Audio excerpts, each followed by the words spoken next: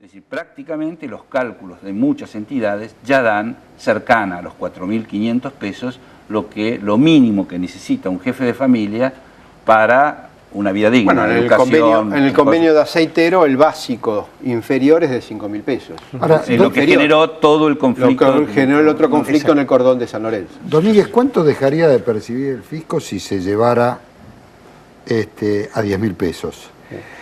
Y ¿Hay un estimativo? ¿Se puede más o menos? No. Porque bueno, sabemos que acá el problema siempre es de caja, ¿no? Sí.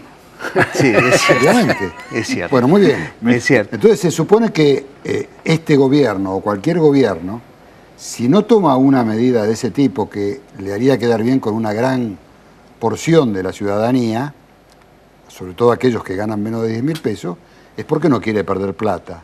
¿Tenemos idea de cuánta plata es? Claro, ahora yo no la tengo, el gobierno seguramente... Sobre esto, Domínguez, una interrupción. Sí. Sobre esto yo tengo una teoría. A ver. Yo digo lo siguiente. Si el gobierno sube el mínimo no imponible, no tiene costo fiscal. ¿Por qué motivo? Porque él me está sacando a mí un dinero que no le pertenece. Que me devuelvan a mí un dinero que no le pertenece no es ningún costo para él. Él tiene una ganancia adicional porque está especulando con el mínimo no imponible de mantenerlo congelado para sacarme más. Entonces, si yo vuelvo... ¿Está claro? Pero como quiera que sea, como sincerar la relación. Claro, pero ellos dicen, no, esto es un esfuerzo fiscal. No, ¿qué esfuerzo fiscal? No es ningún esfuerzo fiscal. La caja se la achicás, como quiera que sea. Claro, pero es lo mismo que venga un ladrón, te mete la mano en el bolsillo y vos le decís devolver el dinero y él diga, no, esto tiene un costo fiscal. No tiene costo fiscal para él, porque el dinero era tuyo. Él se apropió de un dinero tuyo, de la misma manera que el fisco se está apropiando de un dinero del trabajador por la vía inflacionaria. Es el impuesto inflacionario.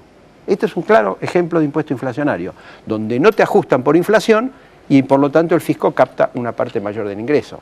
No sé si estoy visto así, pero de todas maneras queda la pregunta de él. Es mucha plata.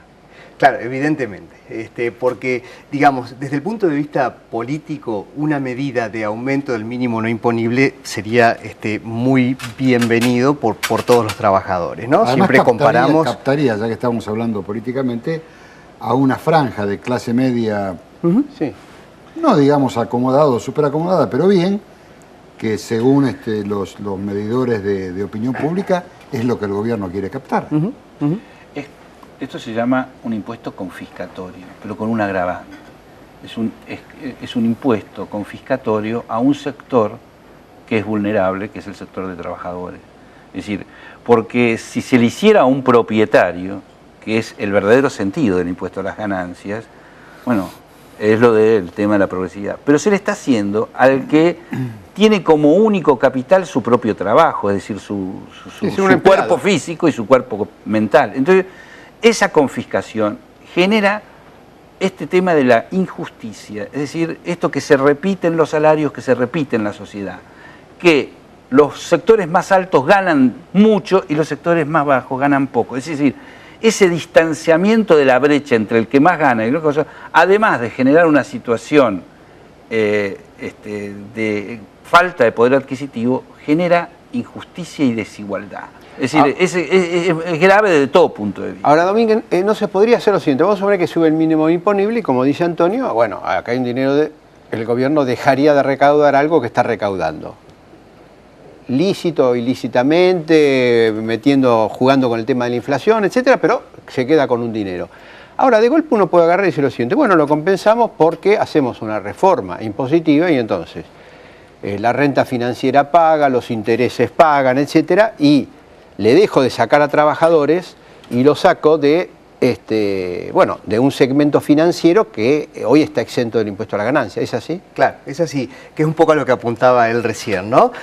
Si no se aplica tanto el gravamen a la renta, a lo que es el trabajo personal, que es lo inequitativo, y el tema de las cuentas públicas se trata de equilibrar a través de otro mecanismo, por ejemplo, ir a la renta financiera, el sistema claramente sería más equitativo. Más progresivo también. Exacto.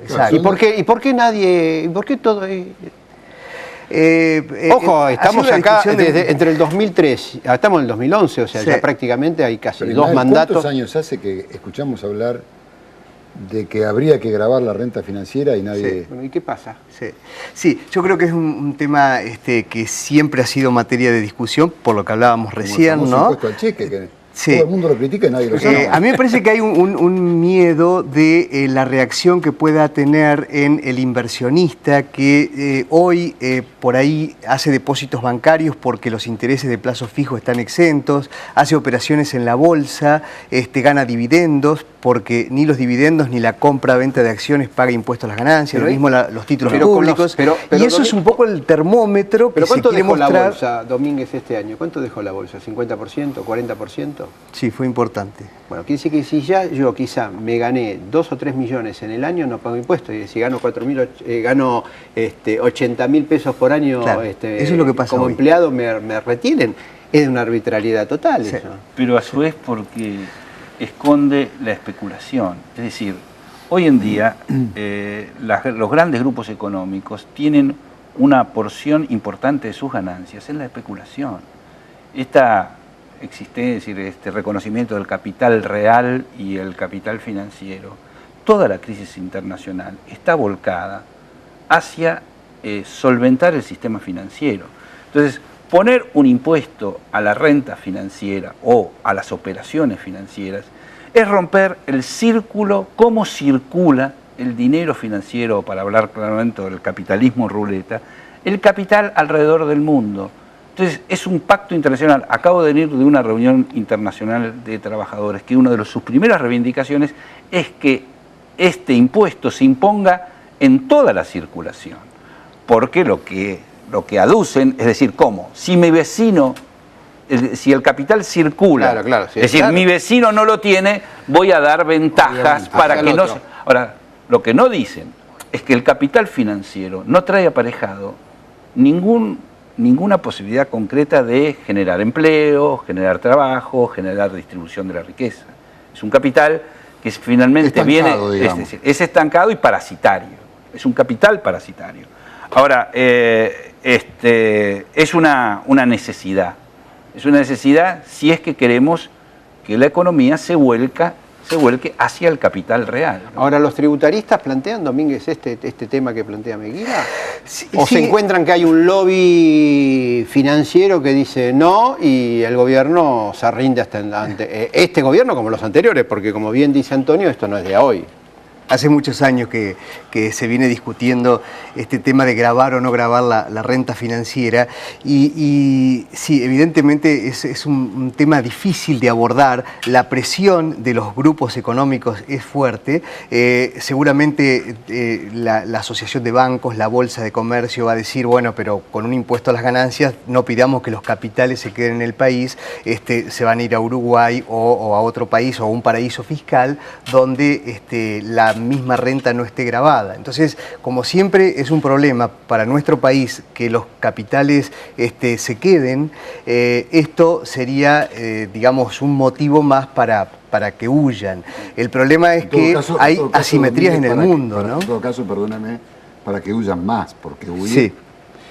Aún así, porque la Argentina ha tenido pero yo creo que récord es de un poco salir... la discusión que está sobre la mesa Y esta, esa ¿no? división, ojalá pudiéramos dividir que el capital financiero es patrimonio de los bancos y el capital real es patrimonio de las empresas. Si fuese así, por ahí es más fácil.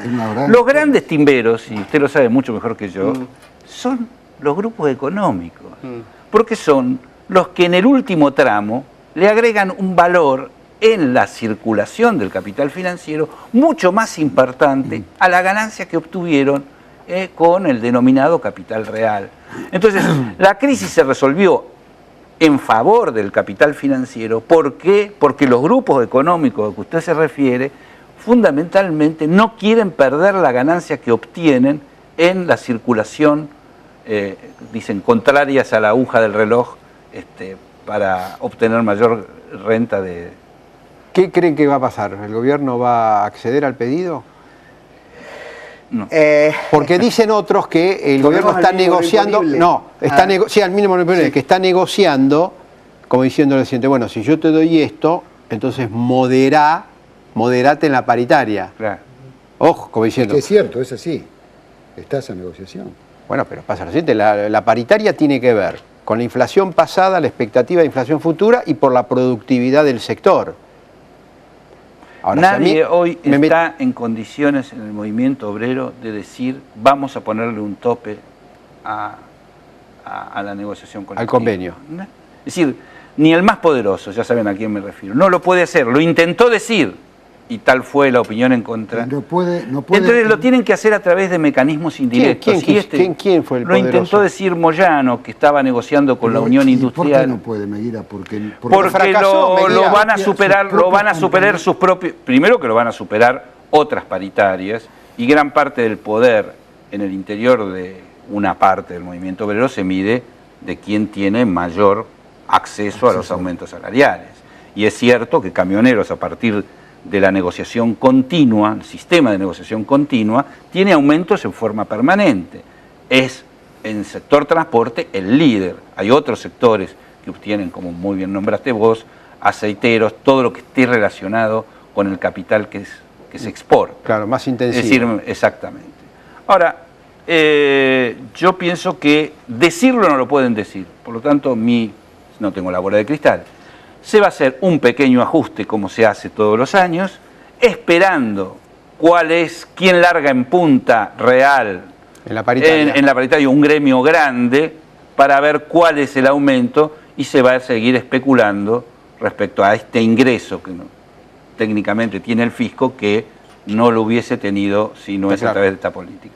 Les agradecemos la presencia de ustedes, los vamos a convocar de vuelta apenas haya alguna novedad, porque si llegaran a aumentar el mínimo imponible en el porcentaje que sea o lo que sea... Es una noticia. Es una noticia y poder sacar el balance. Perfecto. En ese momento diremos, ¿es suficiente? ¿Se cumplió o no se cumplió la aspiración que había, la expectativa que había? ¿Y cómo queda nuevamente el cuadro del impuesto a la ganancia sobre, 1 millón de trabajadores y unos 50.000 jubilados? Porque cuidado que también hay jubilados alcanzados por el impuesto a la ganancia. ¿Me permitís en este marco hablar de participación en las ganancias? ¿Parece, no?